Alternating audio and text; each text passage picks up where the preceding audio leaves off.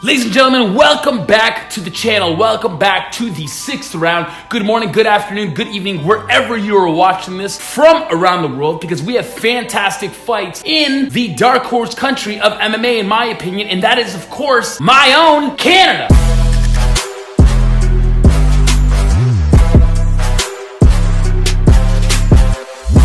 We have so much talent that is up and coming that we haven't heard of from maybe lower ranked organizations, like of course previous super lightweight champion Kyle Prepelic making his debut this weekend on short notice. And we're gonna start off right in the featherweight division, where we see new contender in this featherweight division. We're talking about Shane Burgos, and he is going up against previous title contender at WEC's featherweight division, and of course current top ranked fighter in the UFC's featherweight division. We're talking about Cub Swanson.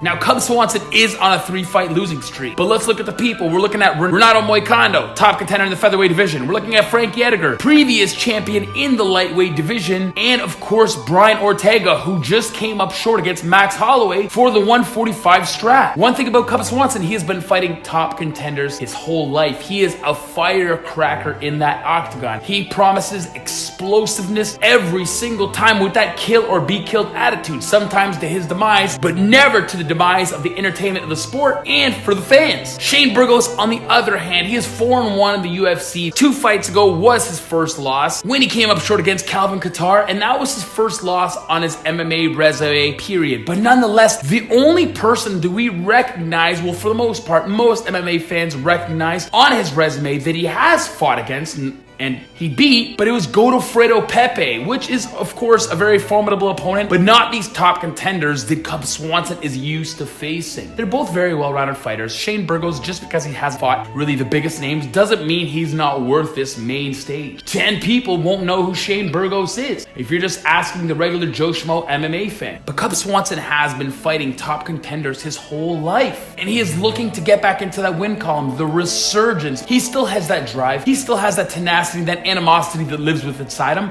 and it's promised to be brought to Ottawa this weekend. You can bet your ass about it. Shane Burgos, on the other hand, you know, he's put on good performances, but electrifying against B-ranked fighters, in my opinion, is not really something to hold high above your head. Be humble, because if you go in there with a cocky attitude and get courageous, I think this is where Cub Swanson is really gonna have fun, especially such a tenured fighter like Cub. He's one of those guys that can just keep coming forward no matter how many shots he takes to the face. And if you don't believe me, watch his last victory when he took on Artem Lobov. If I'm gonna call this fight, I just think the resume and the experience of Cub Swanson is really going to overwhelm Shane here. Shane's going to look good those first couple minutes, but he's going to find out real fast after he doesn't connect with those first preliminary blows that he throws within that first minute of the fight. I think Cub Swanson's just going to take over with those leg kicks, work that body, maybe mix it up with some takedowns. That's keys to victory for Cub Swanson. Make this an MMA fight. Don't make this a boxing fight. Every time you make it a boxing slugger fight, you give someone that maybe isn't as good as you, not even close as good as you give them an equal playing ground. Don't give him an equal playing ground. You need to get back into the win column. Take this as serious as you've ever taken any fighter. Just keep it as gritty and as tiring as possible for Shane Burgos. Cub Swanson is going to take this in round 2. Rock him, get him to the ground, and just ground and pound him until the ref pulls him apart. But now next, we are flying all the way up to the middleweight division. We're talking about Derek Brunson. He is taking on, in my opinion, one of the best Canadian well-rounded fighters that we have right now in this mixed martial arts world.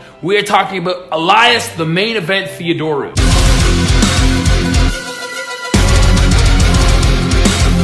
So first and foremost, why is Elias a cardio machine? Oh, because he's been a decision in his last 7 fights in the UFC. That's a lot. 7 times 15 minutes is a lot. But he's coming off a very close split decision victory over very, very tough contender Eric Anders, Trevor Smith, and Dan Kelly. He's only come up short twice in his MMA record, and that's against Brad Tavares and current contender for the light heavyweight strap, Thiago Marreta Santos. So this is the fight that Elias needs to win to really propel him into those top 5 rankings and say, guys, I'm here. But going up against Derek Brunson is no easy task. He's been fighting previous champions and previous and current title holders non-stop. He just came off a loss against the current interim middleweight champion in Israel Adesanya, knocking out Machida, and of course that controversial decision loss against Anderson Silva, because being a big Anderson Silva fan, of course I wanted him to win that fight, but I'm a realist, and if I was a judge, I would have for sure gave the nod to Derek Brunson, since I felt Derek Brunson really controlled the pace of that whole fight. I think aesthetically, Derek Brunson is a much heavier set guy than Elias Theodoro, but I think their styles are very, very similar. They both have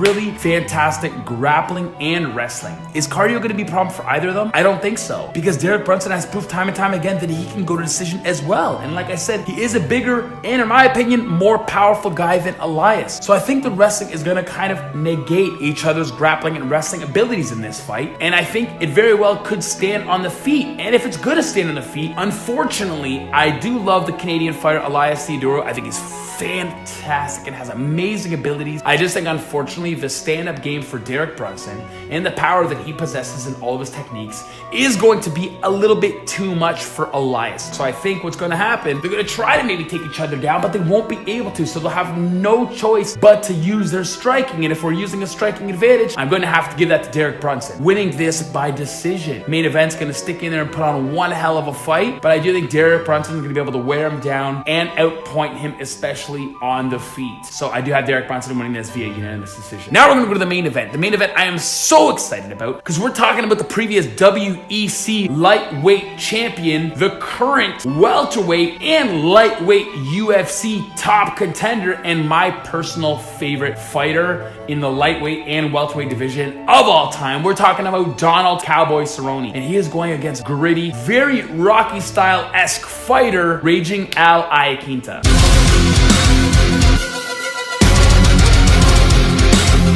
Now, Raging Al Iaquinta has been on a tear this last year, just fighting as much as he possibly can. He only fought at UFC 223. He was training to fight Paul Felder, and he literally switched over to fight Khabib Nurmagomedov on that card within 24 hours notice. And he made it all the way to decision. It was one-sided, but the one thing you could see his willingness, his drive, his crazy mentality, and his skill set. Training for a guy like Khabib Nurmagomedov on one day and being able to go to decision, being able to stuff some of those takedowns, land some significant strikes, it shows that you are a force to be reckoned with, and you are terrifying as all hell and extremely underrated in my opinion. Although I did give him an introduction, there is no introduction required for Cowboy Cerrone. Cowboy Cerrone has more fights than anybody in the UFC, more finishes than anybody in the UFC, and he is more willing than anyone in the UFC to fight on 5 minutes notice if you gave him the opportunity. He just wants to fight. It's something that's in his DNA. He's my favorite because although he's amazing in the octagon, he doesn't like to sell himself with his mouth outside of the octagon in the press conferences. He's not a talker, he's a doer, and that's what we can expect from Donald Cerrone. Donald Cerrone has been in the most exciting fights in literally like all of MMA. Just watch his trilogy fights with Benson Henderson. His jiu-jitsu game is absolutely incredible. His kickboxing needs no introduction, but I am terrified for him in this fight because although he's coming off of two very impressive wins, almost all of his fights, if someone lands any sort of technique near his chin, he changes. He loses a few levels of confidence, and that scares me because that's not going to be something that Al Iaquinta is going to forgive you for, because Al Iaquinta can take a shot a lot better than you, and I think he bears more power than you as well. So this is one of those fights that I am going to be so terrified for. Al Iaquinta is going to have to keep the standing to the feet. I don't think he's going to want to take this to the ground as someone as crafty as Donald Cerrone, close that distance and basically aim for that chin. On the other hand, when we look at Cowboy Cerrone, his keys to victory is to not get caught up in that head hunting and tit for tat, punch for punch type of striking that sometimes we see him fall prey to. Use those body kicks, work those body shots, work those leg shots, weaken that base, and then eventually take him to the ground. And that is where you are going to be able to take full advantage in this fight and probably come away with a beautiful submission victory. I do think this way more matured version of his previous self, Donald Cerrone, will come out victorious. I think he is going to aim for those body shots and those leg shots like he's been doing before in the past. I think he's going to change levels, try to take it to the ground, or at least I think he should, and inevitably get a submission victory probably in the 3rd or 4th round. And those are my predictions for this week. This card is going to be absolutely sensational. Like I said, it's so great to see these rising Canadians on the card. It's exciting for us as a nation. Thank you so much for rolling with me. I hope you enjoyed the fight predictions for this week. I love you guys. Don't forget to hit the notification bell, like, subscribe, dislike, but nonetheless, still subscribe anyway. Share to your families and friends. Share to your enemies. They're the ones that need their lives turned around the most, so I am here to hopefully do that for them. But nonetheless, MMA fans, non-MMA fans, I love you guys. Have a great night, and we will see you next week. Peace.